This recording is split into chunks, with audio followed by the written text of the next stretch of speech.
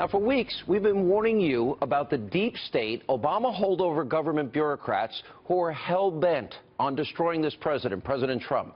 Tonight, it's time for the Trump administration to begin to purge these saboteurs before it's too late. That's tonight's opening monologue. Let's go back to 1861. President Abraham Lincoln, he created, a team of rivals, a so-called team of rivals, a cabinet of rivals, including adversaries that he ran against in the Republican primary. But while President Lincoln sought to unify his party through cabinet selections, he also executed an extensive government purge.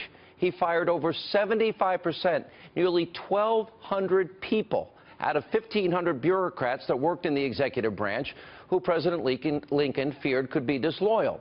It's time now for President Trump to follow Abraham Lincoln's example and fire anyone and everyone who is actively working against him in government. After all, even former President Bill Clinton, he utilized this tactic back in 1993. He fired all 93 U.S. attorneys, all of them.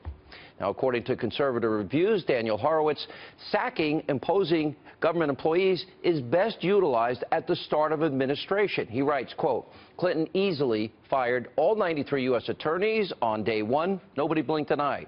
Yet when Bush's attorney general fired 8 U.S. attorneys well into his second term, well, that became a national scandal. So it's very important for President Trump to act right now and not just avoid outrage from the left. That's not what this is about. Because he's got to end the leaks that are plaguing this administration. Major leaks, like the ones you see right there on your screen, started just 5 days after President Trump was sworn into office. The explosion of these leaks coincides with a New York Times report that says, in his final weeks in office, President Obama revised Executive Order 12333, which allows the widespread sharing of this raw data collected by American intelligence agencies across 17 government agencies. Now, that is an additional 16 agencies and their employees who, in the final 2 weeks when Obama was in office, who gained access to top-secret intelligence that they never had access to before. Now, we've been asking for weeks on this program, why did President Obama wait until the last minute to do this? And why didn't he apply this to himself for 8 years? Now, Congressman Duncan Hunter, he's expressing serious concern about what we see playing out. And take a look at what he said earlier today. Overall, I think that they're dealing with seditious people within the Department of Justice, within the FBI, within the Department of Interior, within the CIA. There's people that don't approve of the Trump presidency, and I think that they're trying to take him down from the inside. That sounds kind of conspiratorial, but I think that's what Trump's looking at right now. I think you have people within the government, what you call the deep state, bureaucrats, Obama appointees, that hate Donald Trump. And Congressman Steve King, he tweeted the following: Donald Trump needs to purge leftists from the executive branch before disloyal, illegal, and treasonous acts sink us. Now, it's important that the president begin to hear this and act now. Now, for months, deep state antagonists, they've been working overtime to try and delegitimize Donald Trump's presidency, and we have seen how low they'll go by insinuating without any evidence that there's some sort of campaign collusion with Russia. There's no evidence. It's not true.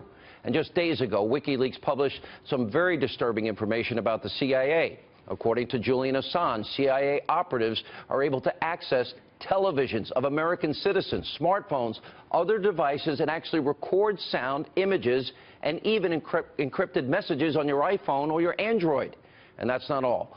WikiLeaks is also alleging that the CIA has the ability to utilize very sophisticated malware that can make it appear that cyber activity is being conducted by other nations when, in fact, they, meaning those within our government, may be responsible. Now, WikiLeaks, in their press release, specifically points out that they could be doing this in the case of this Russian narrative with no evidence. And by the way, did President Obama know about any of these sophisticated spy programs developed and used by the CIA? Now, we can't confirm that any of this is actually being practiced, but we need to start asking serious questions if we want privacy in this country. Now, back in January, you may remember, I traveled to London. I interviewed Julian Assange. He told me his source repeatedly was not the Russians. You may remember this. I've asked you before. I'll ask you again today. Did Russia give you this information or anybody associated with Russia? Our source is not a state party. So the answer for our interactions is no. And that's not all. Former British Ambassador Craig Murray, he told the Daily Mail that the 2016 Clinton campaign email hack, it actually came from within the Democratic Party, and that the hacked information was given to him in a public park at a university right here on American property. Can you believe that? All on behalf of the Democratic Party, their own whistleblower. Now, my message tonight is simple. Every holdover from the Obama administration, they need to go. And a thorough investigation of leakers needs to be conducted. And people who have committed felonies, violated the Espionage Act, like in the case of Lieutenant General Michael Flynn, they need to be prosecuted. And all of those who aren't actively working to fix the country need to be shown the door. It's hurting a lot of people.